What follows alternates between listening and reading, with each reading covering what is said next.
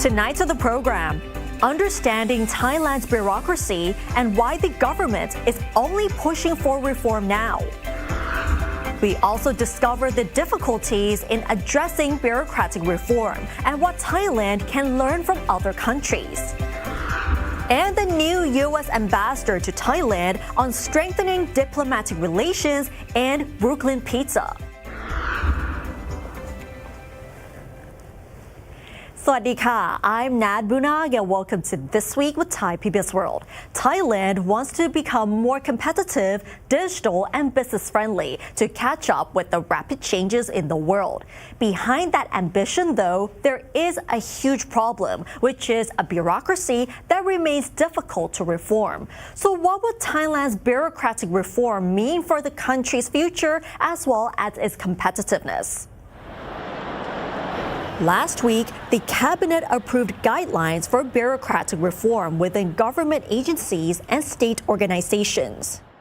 Their aim is to reduce by at least 15% of the current public sector workforce by the fiscal year 2032, which is about 5 years away. This includes the suspension of the hiring of new civil servants and removing certain jobs once the people in them retire. The decision comes as recurrent expenditure currently accounts for more than 70% of the government's entire budget, leaving limited room for investment spending. The government says that such reforms are needed to reduce the country's long-term fiscal burden. Following this decision, they announced that a total of 11 civil service positions or levels will be phased out starting in the fiscal year 2027 or from this October.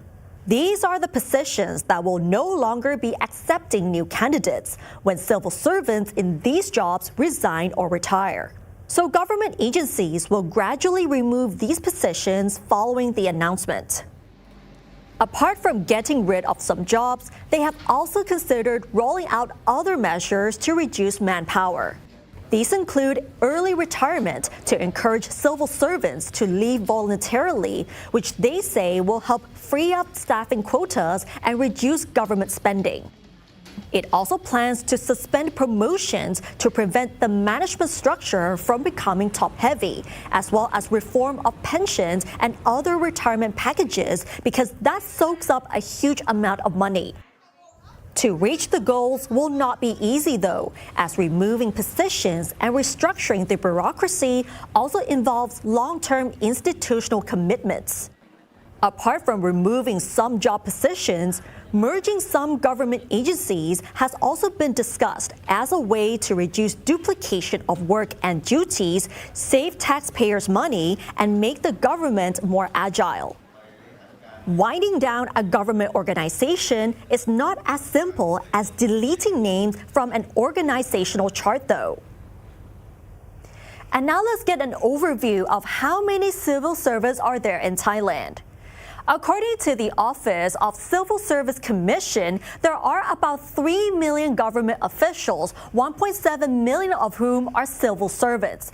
We have to say that employees in the private sector are quite different from civil servants. As long as they have not committed any serious wrongdoing, they generally have strong job security until their retirement age of 60.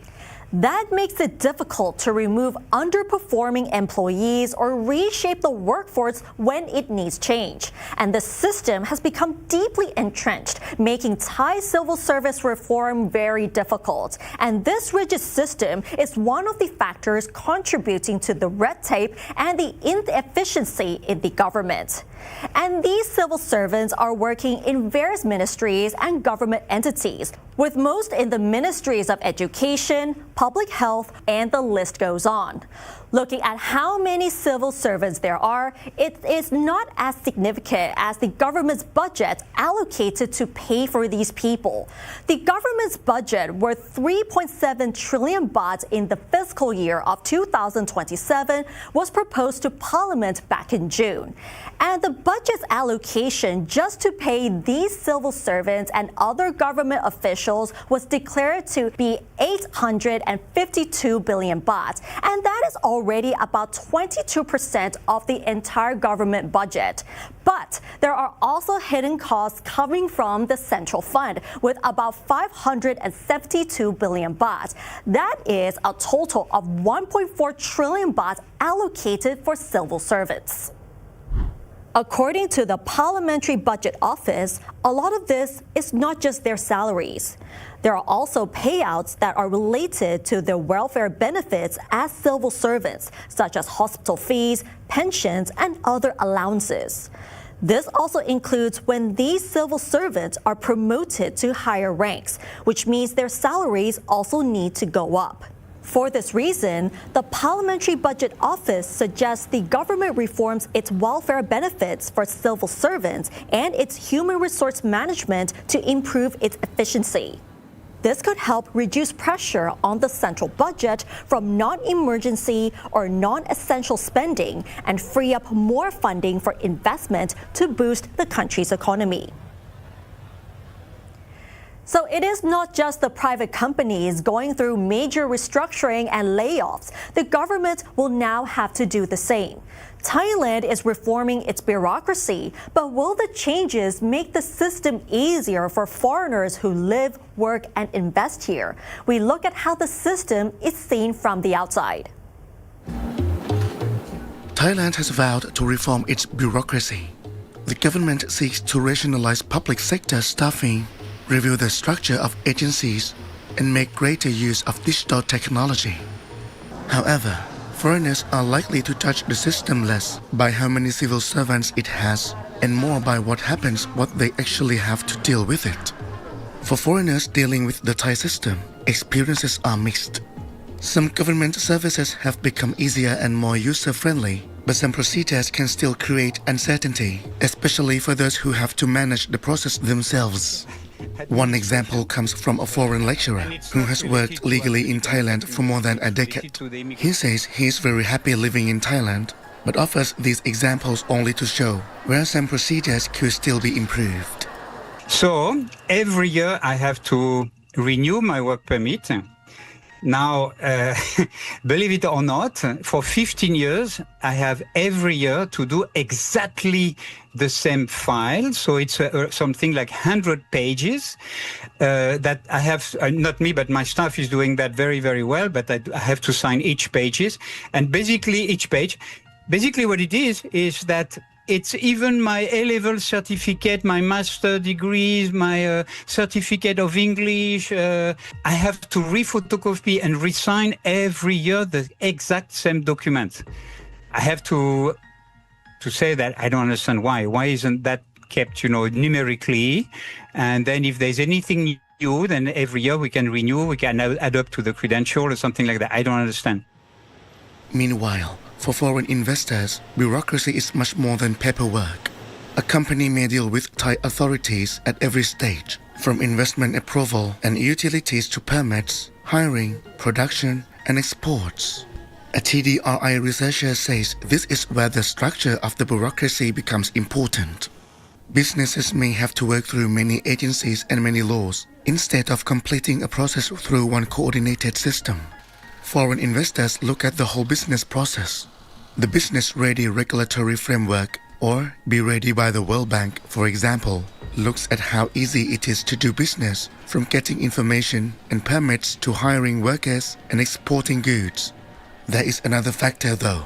นอกจากในเรื่องของ Be Ready ก็คือมองในมุมมองของธุรกิจตั้งแต่ต้นจนจบแล้วเนี่ยจริงๆแล้วนะครับก็คือ bureaucratic เนี่ยเป็นการผูกขาดในหัวใจสำคัญของการพัฒนาเศรษฐกิจนะครับไม่ว่าจะเป็นเรื่องของการดูแลนะครับในช่วงของเยาว์วัยนะฮะการศึกษาการดูแลการพัฒนาทักษะแรงงานนะการดูแลในเรื่องของสุขภาพเพราะฉะนั้นเมื่อไหร่ก็ตามที่มันมีความหย่อนนะบุโรแครตทำงานไม่อย่างเต็มที่ผลที่ตามมาคืออะไรคือคุณภาพของการให้บริการมันจะไม่ดีมันก็จะทำให้นะครับเราไม่สามารถพัฒนาแรงงานกำลังคนที่เพียงพร้อมที่จะไปทำงานกับพวกเขา Thailand's current bureaucratic reform, however, focuses largely on staffing and costs. While manpower in the civil workforce matters, the expert says that reform should also make government procedures easier and strengthen the basics on which investors rely, such as education, workforce skills, health, and innovation. การปฏิรูปข้าราชการเนี่ยมันมีหลากหลายกล่องที่ทำได้ใช่ไหมคอร์รัปชันอะไรต่างๆผมวิเคราะห์ว่าส่วนที่เกี่ยวข้องกับการลงทุนต่างชาติมีอยู่2กล่องแรกคือ be ready คือต้องปฏิรูปให้ธุรกิจสามารถลงทุนได้ง่ายใช่ไหมตั้งแต่ขอข้อมูล BOI ยื่นขอเปิดโรงงานนะผลิตส่งออกกับส่วนที่2ก็คือต้องกลับมาทำพื้นฐานที่ต้องทำซึ่งผมจำแนกเป็น4ส่วนก็คือเรื่องของการศึกษานะครับแรงงานนวัตกรรมและสุขภาพฉะนั้นผมกางไว้แล้วว่าเนี่ยถ้าจะปฏิรูปข้าราชการเนี่ยกางไว้ว่าต้องทำตรงนี้สิ่งที่กลัวคือเนื่องจากเขาเน้นเรื่องของการคุมงบประมาณมากกว่าขณะที่ผมมาบอกว่ามันไม่ใช่โจทย์ไม่ใช่การคุมงบประมาณแต่เป็นอยู่ที่การหาจำนวนคนที่เหมาะสมที่จะยังให้สามารถผลักดันไอ้เรื่องพวกนี้ได้อยู่เพราะว่าต่างชาติเขาจะมาเนี่ยคุณก็ต้องทำให้ be ready มันได้คุณต้องทำให้แรงงานเราเก่งเด็กเราเก่งใช่ไหมครับไอ้ตรงนี้แหละที่อยากให้เกิดขึ้นครับ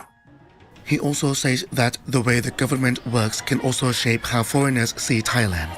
The Digital Government Development Agency, or DGA, currently works mainly as a single login to separate government websites. But the expert says the data itself is still not connected. That means true data exchange has yet to happen. For foreigners living and working in Thailand, the issue is often not the rules, but how the system puts them into practice. Red tape is not a new problem, and Thailand is not the only country facing it. Stefan believes Thailand is already making progress and can improve even more in the future. So if the Thai government will want to use the blockchain technology, I think then you give your documents once and that's it for all. It's authentify. Of course, maybe you can have a more strict review of the documentation at the first stage, and then after it's there, that's finished. And you know the blockchain is you cannot go back. You know you cannot change something. Once it's in the blockchain, it's in the blockchain. I think the Thai government is really trying to do is to use more and more human-centered design approach to make sure that administrative services are more citizens-friendly and things like that. So I think that will be my two main suggestions. For foreigners, the impact of reform will be seen in how smoothly they can deal with government services and how easy to live in, work in, and invest in Thailand is. And the real measure of reform will be whether the government becomes easier to use and Thailand easier to do business with. Kittipat Chun Sukchit, Thai PBS World. Thailand's bureaucracy is too rigid and bulky, and it is becoming a huge burden for the national budget. The only way to save this is through restructuring. Other countries have gone through bureaucratic restructuring before. I recently talked to a political scientist to find out what Thailand can learn from these countries and adapt to the Thai context. This is a crucial question because Thai bureaucracy is so entrenched and highly centralized, highly institutionalized. It has not adapted itself for, I think, more than a century. And that means you have the strict and strong bureaucracy, but the environment, the context, the global context has changed dramatically. It's so difficult. Political analyst Burawit Watanasuk pointed to the difficulties in addressing Thailand's bureaucracy following the government's decision to push reform. Thailand has a total of 20 ministries, including 163 departments and more than 11,000 divisions. Beyond the central government, there are also 1,000 more offices under provincial and local administrations.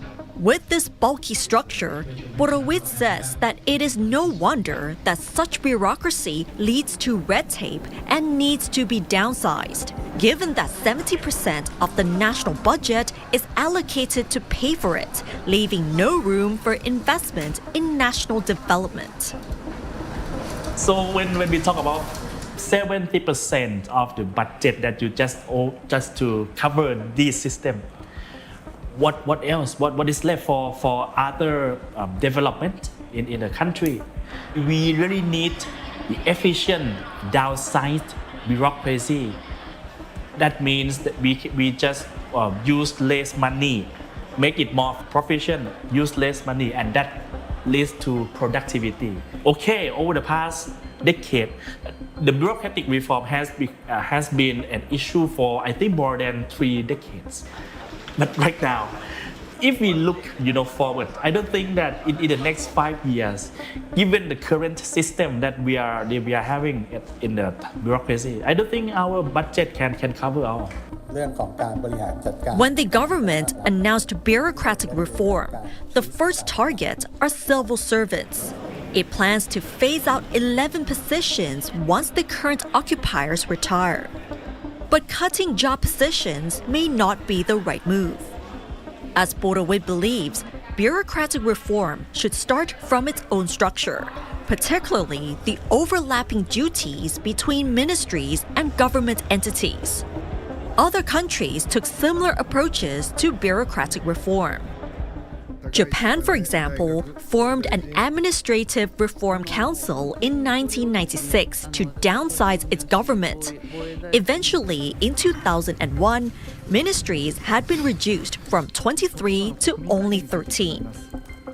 The United Kingdom enacted the Public Bodies Act in 2011, giving its government the power to merge and abolish entities to downsize the administration. The restructure has saved the taxpayer £3 billion, or about 134 billion baht, and reduced the number of public bodies by over 290.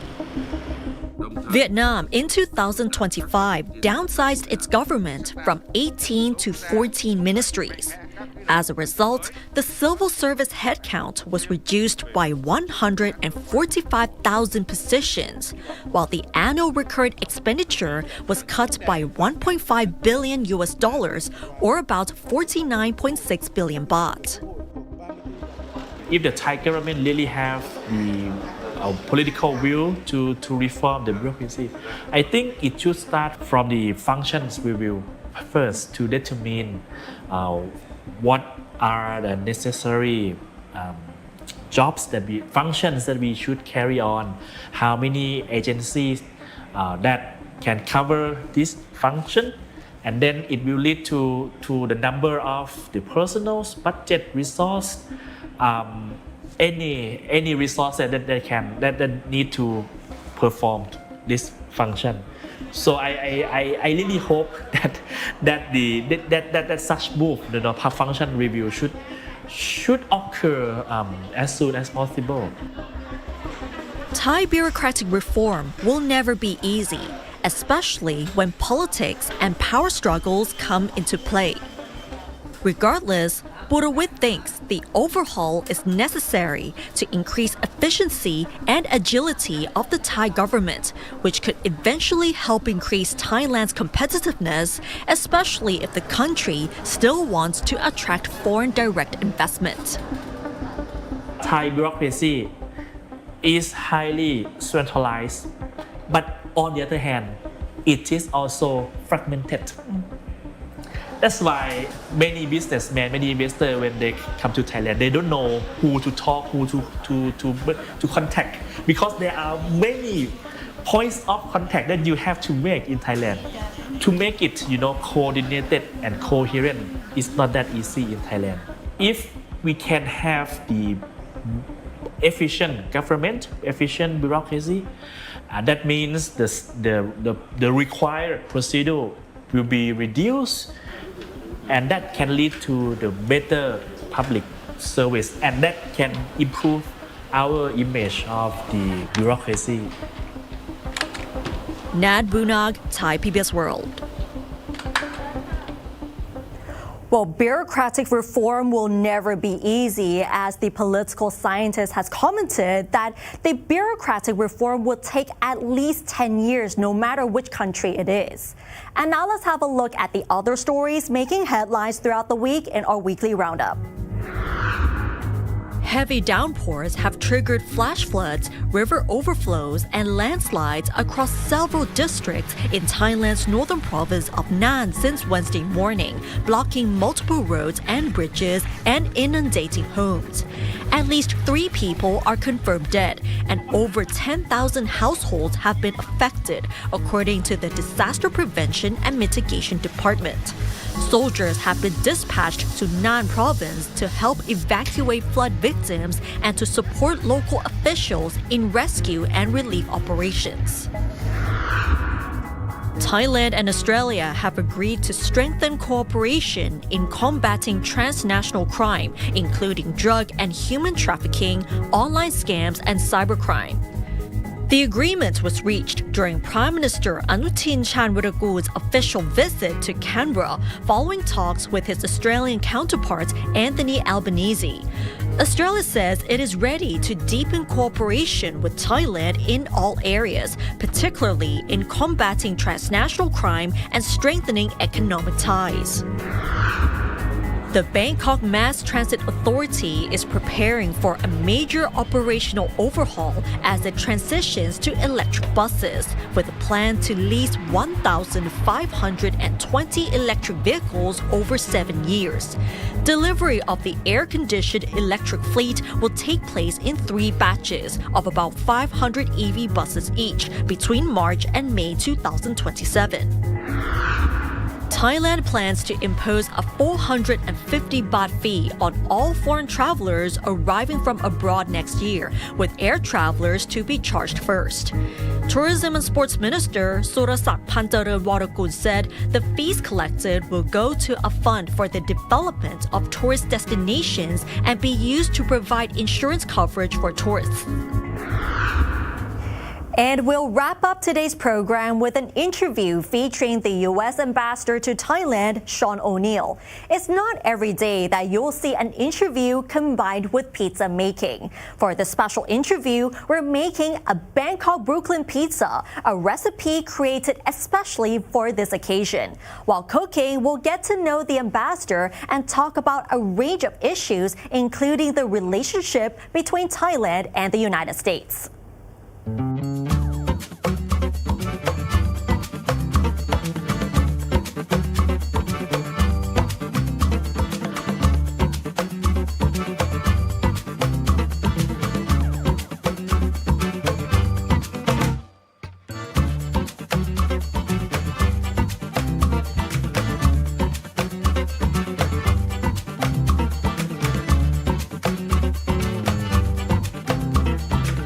Apparently, trade and tariffs has been a very important theme for this administration. Yeah. How is that playing out here in Thailand?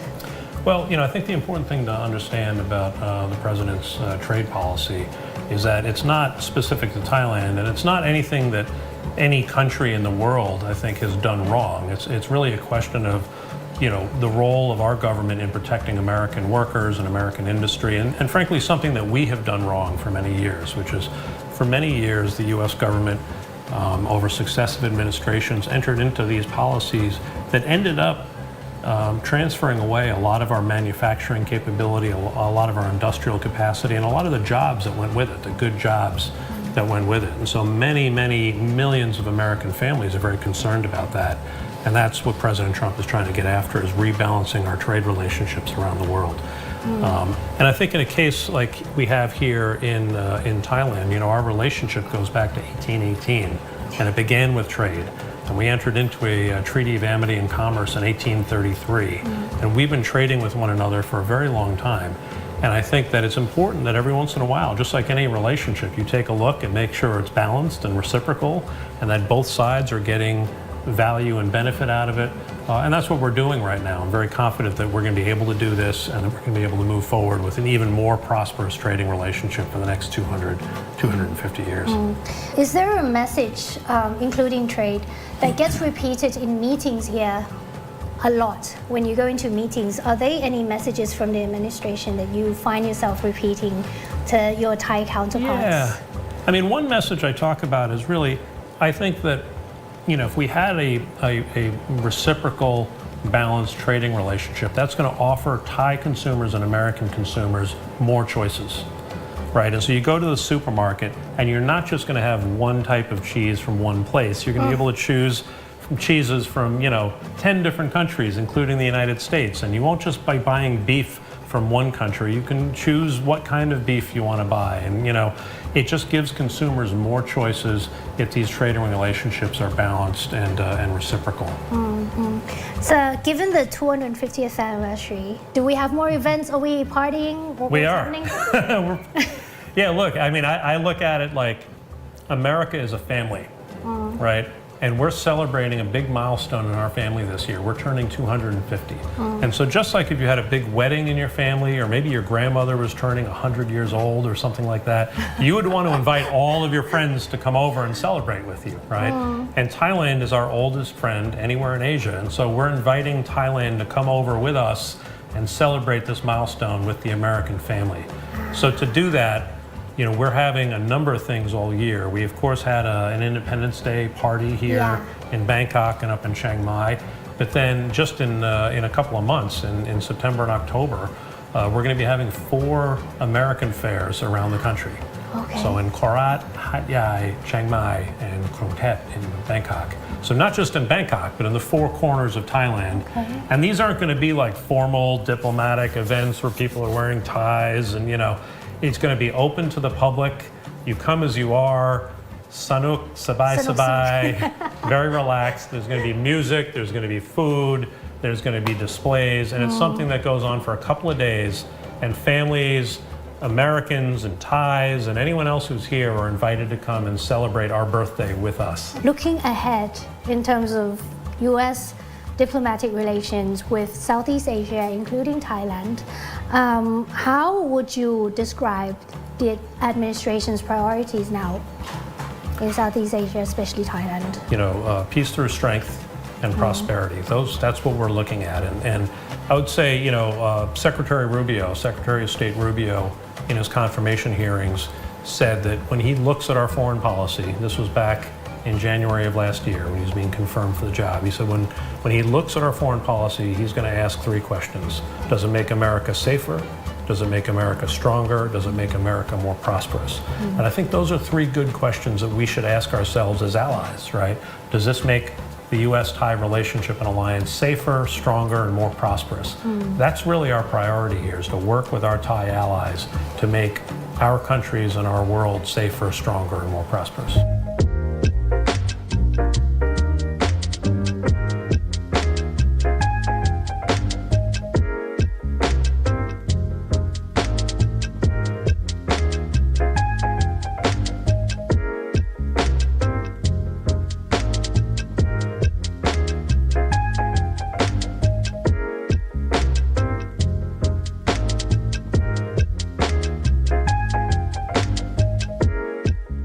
But I think we got a lot of, the beef had a lot of really good juices and sauces, and the flavors are gonna kind of soak into that thicker crust.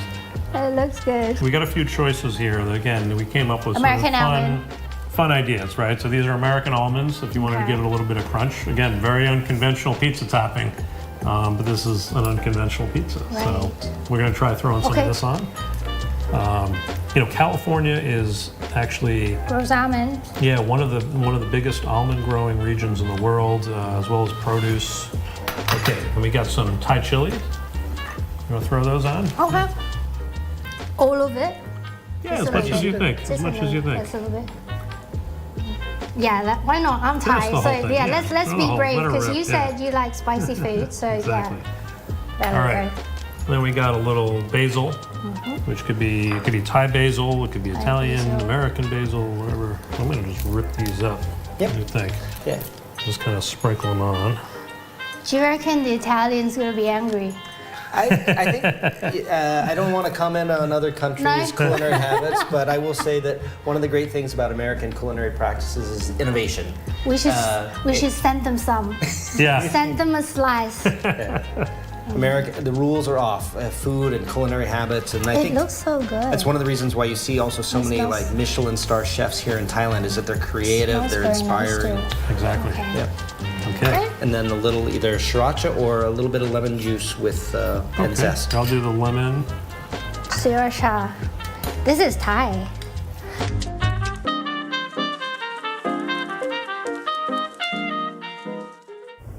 Well, that's an interesting combination for pizza, which blends Thai and American culture so well. And that's all for this edition of This Week with Thai PBS World.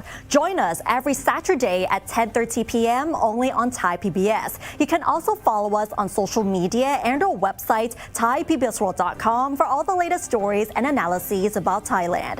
Thanks for watching, and we'll see you next week. สวัสดีค่ะ